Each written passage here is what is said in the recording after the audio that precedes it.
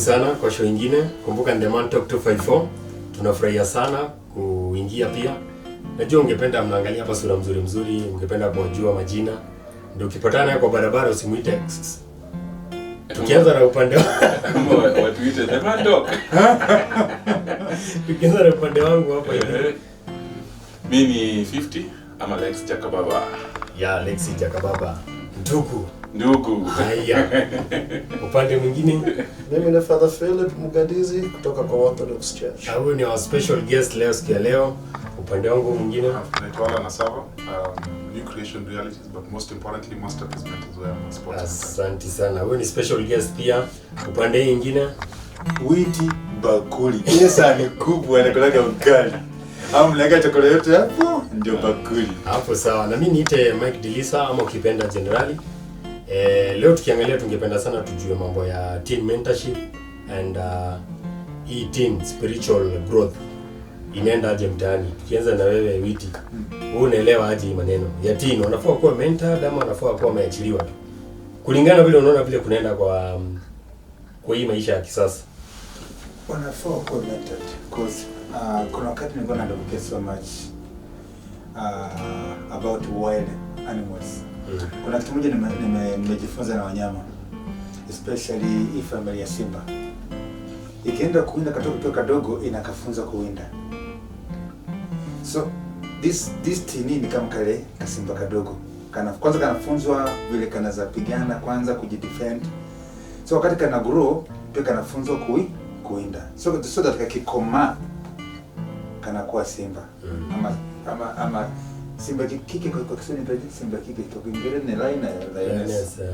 Kwa Kiingereza ni simba re. Itapo simba re.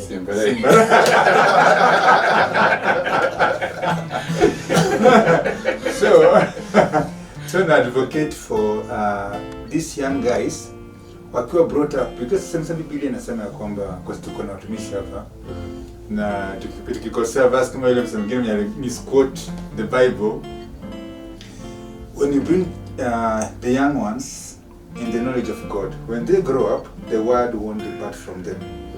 So when hata nyumba ikianza na msingi mzuri chini inakuwa strong, lakini ukifika juu ndio weke msingi mzuri baba shita. Sasa hala nilikuwa na basi aje. Ukiangalia unaichukulia kivipi hii mentorship ya matini na hii maisha ya kisasa? But foundationally lazima tuelewe, lazima tu define mentorship, right? Exactly. Lazima tuelewe what mentorship is all about. Maybe my one shilling definition of mentorship ni process of impartation. It's a process where tuna impart knowledge either by experience or knowledge by information, because you can be imparted two ways, either by information. There's a lot of information today. Tunaita information age. You can use the information to instruct, but pia tunaweza tukatumia knowledge by experience, because for example kuna mahali father Mugadizi amefika, mimi sijafika. You understand? He can show me how he got there, because that's what mentorship is all about, because I'm experience. Kuna mahali ashaenda sijawahi enda na labda ningependa kuenda kule. You know, tunasema hivi, we say that success is not by default, success is by design. You understand? In mentorship we are teaching these teenagers they design to become successful, because ile generation tunaishi nayo saa hizi, our teenagers have been taught the easy way of becoming. You understand? They've been taught the easy way, and that's what this generation teach teenagers, the easy way to become rich. Just get a baba. Yeah. Just get a man, somebody with money. And you become what? You become rich. You see, wamekuwa instructed, kuna mtu ambaye instruct that you don't need to work if you can use your body parts to get money. Yeah. So in mentorship, we are using either knowledge or information to impart virtues kwa maisha ya watoto, so that they can, you know, in the scripture inasema train a child on the way they should go. You see what the Bible, what you want to do, you get the Bible. It does not say and by the way, this is where most of us as parents we get it wrong. Biblia inasema don't tell a child what they should not do. It says train a child on the way they should go. Don't tell them where they should not go. Most of our parenting or our mentorship train people what they should not do rather than what they should do. So in mentoring, we are showing them where they should go. We are not telling them where they should not go, because human beings are very funny creatures. Ukiambia mtu asiende mahali, you create a consciousness that hapo mahali niwaambia nisiende, nataka kwenda. Labda kuna kitu hapo. Labda kuna kitu hataki nijue. Hata kabati kwa nyumba ukiambia watu hii kabati msiwe guza. Wanataka kujua nini iko kwa hii kabati, nini iko kwa hii kabati. Hata unaenda mbali sana. Tukiwa watoto, unaambia usilambe sukari. Kitu ya kwanza mzazi anatoka utafanya aje? Unalamba. Ama ukishapita mahali waone unasema usikojoe hapo. Hapo tu ndio unataka. Hapo tu. Ama wanasema kwa ukuta wamesema ati wait, paint, don't touch. That's all that confirm. So our parenting model has failed us. And that's why we have a generation of teenagers who cannot get it right. Why? Because tunawaraise tukiwaambia wasiende partying. Ambia usiende clubbing.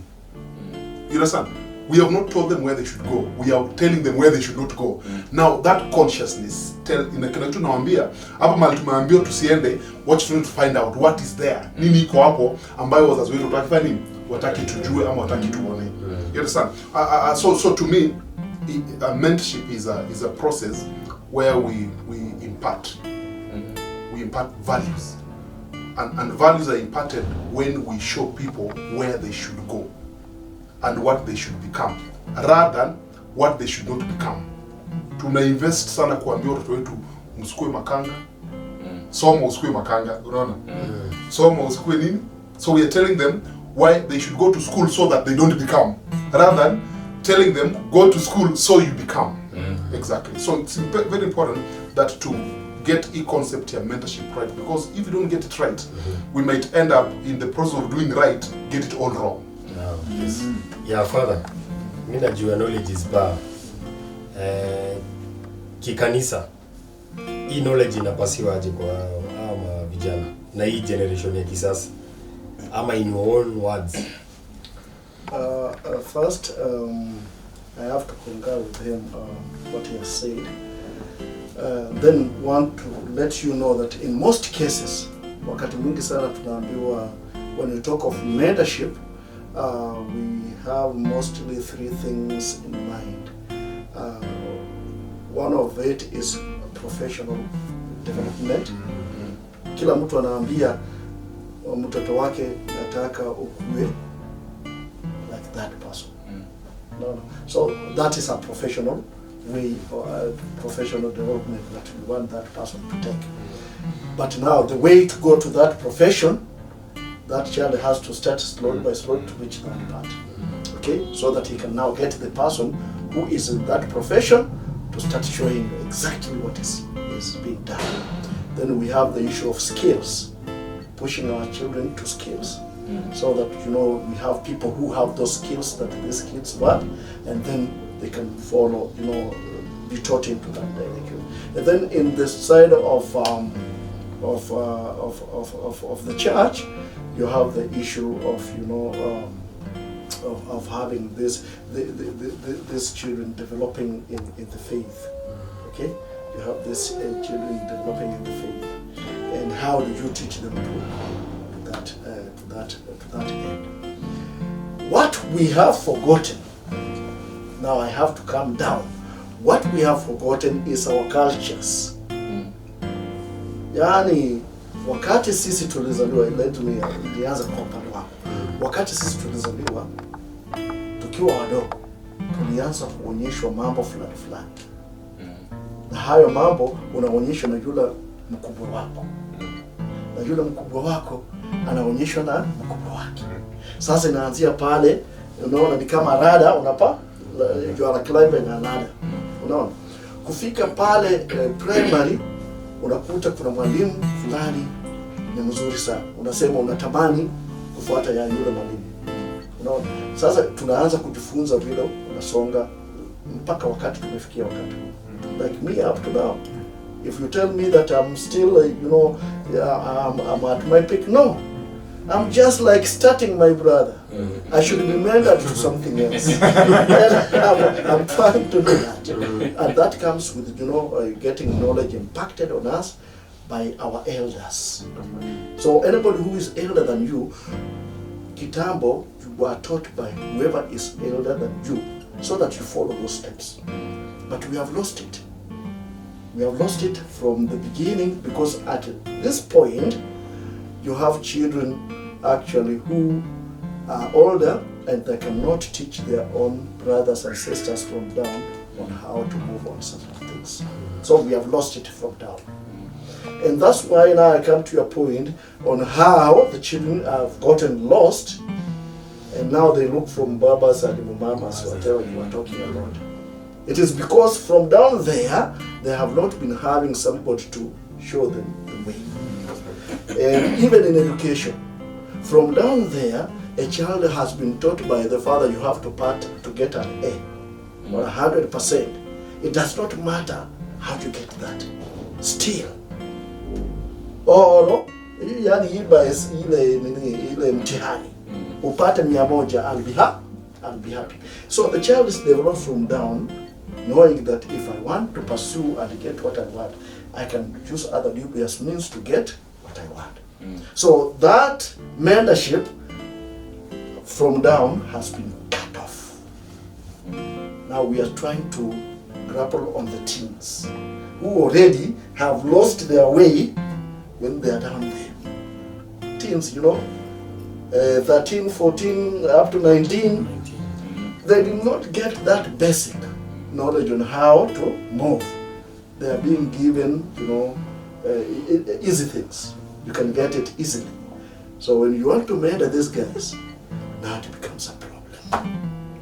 I'm wondering up to now how we are going to correct that mistake, because already we are in a problem. Yeah, we are in a problem. This is where now we have the teens having major issues.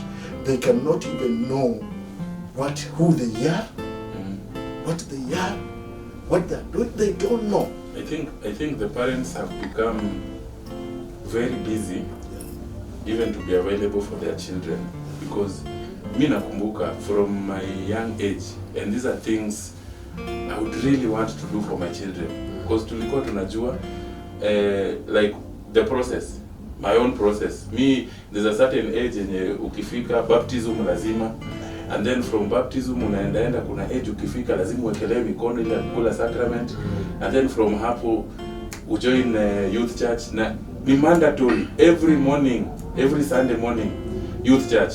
At some point unaulizwa umejoin youth choir, umejoin this youth group, mko na activity gani ya youth. So you see, from your young age already unajua, even wale wenye wanakuja nyuma yako or wale wenye unaona wakigrow, unajua this is the process.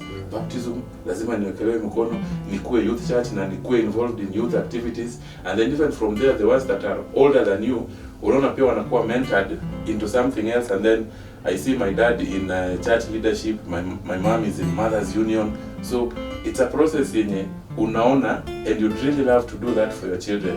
But then sisi wenyewe we are failing ourselves and we are failing our children because of not being available for them. Instead, I'm looking for Pasi, aniambie niko na kijana yangu ama niko na msichana yangu, whether my daughter is turning 10 in a few months.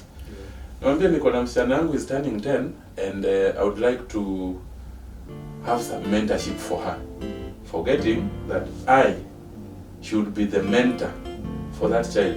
Before hata nimtoe kwa nyumba nimpeleke church afanyiwe mentorship, anafaa kuwe anaona all these examples from myself and from the mother. Unaona, ndio pia yeye being the firstborn atakuwa able kuweka discipline kwa wengine wenye wanakuja chini. So I think most of the time, especially this generation of parents, you are failing. My question is, have you not noticed that children from even as early age of 3 work kwa TV most of the time? Exactly. watching the TVs, and these TVs nowadays, most of them you cannot lack LGBT things, Yeah, sure. and those are now the mentors of your child. So tunawaita, so that I can ask the question, tunawaita cartoon generation. Watu wasaizi ni cartoon generation. So far cartoon, But zile today- contents zinakuja even na today- TV. Now, let me tell you something interesting about this generation. Even these small kids are no longer watching cartoons. Yeah. They're watching things that are way bigger than cartoons. Yeah, sure. So they're watching series. In 6 cartoon, year olds. in a cartoon Yeah, format. In a cartoon form. They can sit down for even 4 hours Watching, yeah. watching. Because to me, mentorship is what our children see us doing. Most of the time, what they see us doing. They have observed us, or to observe sana, wakaona vitu tunafanya, and they cannot do any different, anyway, in a different way. They can only learn from the things they see us doing. You know what? They say monkey see, monkey do, right? Yeah. You know why? Because Yes. because I'm in a department of Sunday school, and this is what I have observed a lot. Whatever you tell a child, they question. So whatever they see you doing, they copy. They copy. Yeah. Whatever they say from you, they believe it. So that it is a human nature from a young Human age. beings learn. Yes. By By observing. seeing more than what from Observing. hearing. So our children have observed us. They have observed us. They wametuangalia wakajua vile tunaishi.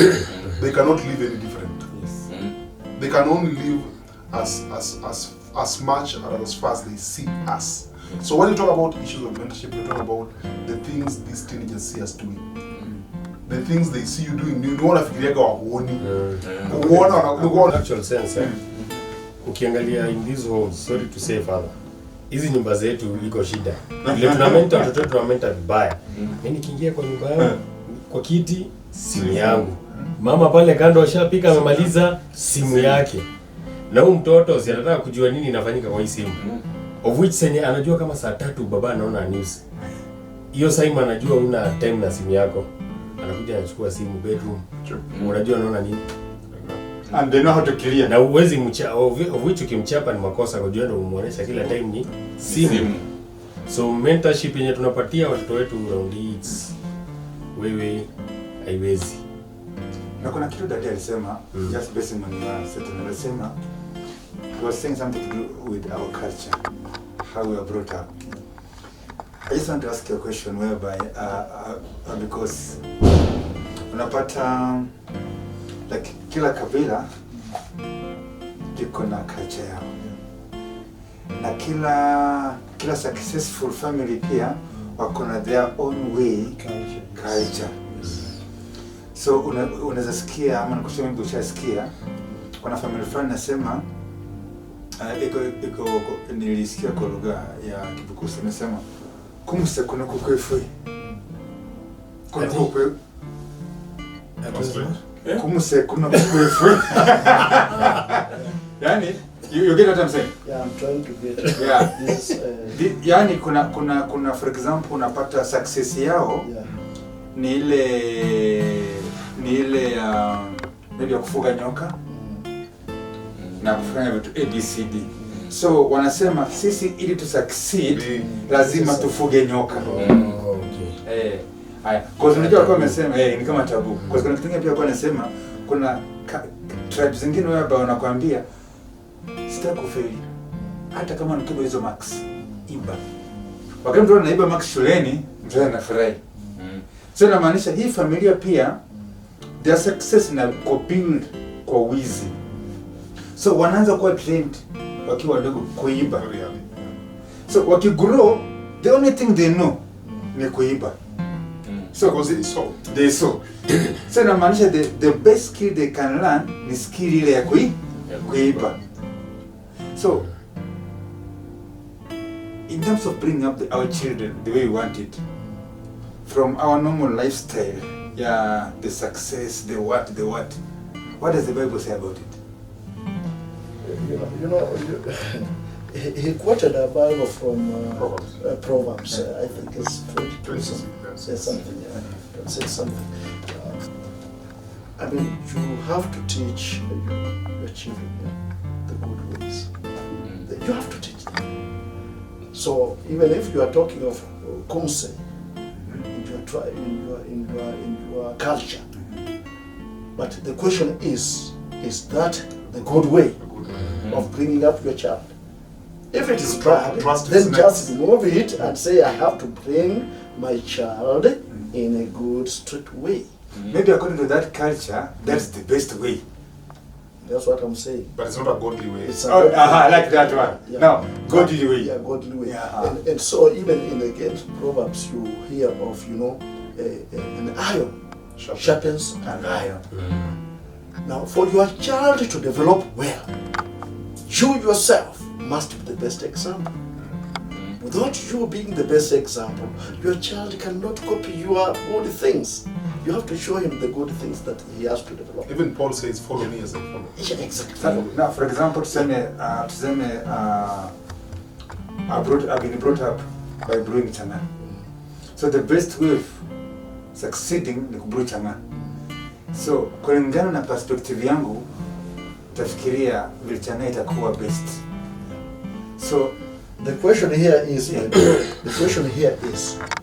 do you like actually brewing changa to get your living? Or is it that you are pushed By to do it circumstances. by circumstances? Wow. There are people who do things because circumstances Yeah. are forcing them to do Yeah. things. They're not doing those things Because they love it. because they like or because they think it's right. No. They know it's outrightly wrong. Exactly. But because they have to make ends meet, they go to very extreme Yeah.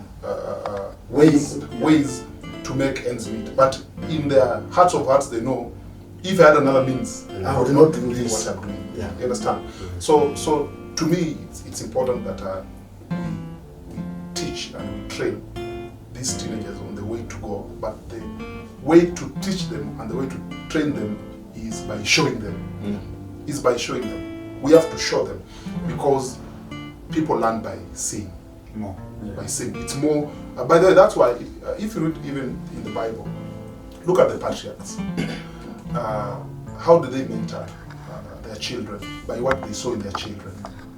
By the way, that word mentoring, or the word education. By the way, if you study that word education from is it Latin? It means educare, which means to mold without from going, by going within. In other words, as a parent, you should be able to go inside your child and see what they have, and then bring it out. So if you're a good parent, you should be able to see. You understand what is in your child, and then bring it out. Because all of us have something. God has given us something. There is something in us. So the process of mentorship actually is bringing without what is within. But how many parents have time to see what is within their children to bring it out? When Moses was born,